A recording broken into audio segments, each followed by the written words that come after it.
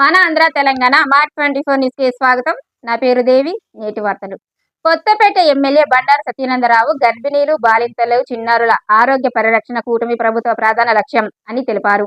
రావులపాలెం సిఆర్సిలో నిర్వహించిన రాష్ట్రీయ పోషణ మసోత్సవాల్లో 400 మంది గర్భిణీలపై సామూహిక సీమంతాలు నిర్వహించి ఆశీర్వదించారు. ఎమ్మెల్యే మహిళలు ఆరోగ్యంగా ఉంటే సమాజం ఆరోగ్యంగా ఉంటుందన్నారు.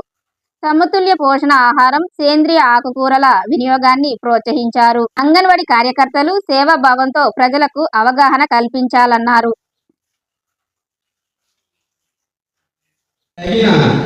పోషణ, తల్లిపాల ప్రాధాన్యత మరియు శుభ్రమైన వాతావరణాన్ని కల్పించేందుకు కృషి చేస్తాను.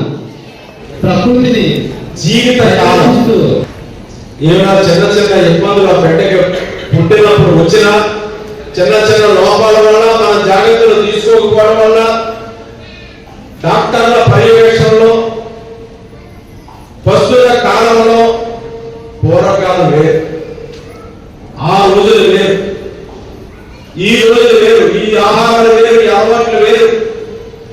ఈనాడంటే సుఖప్రసవాల కంటే అన్ని ఆపరేషన్లే, ఇంటి దగ్గర ప్రసవాల కంటే అన్ని హాస్పిటల్సే.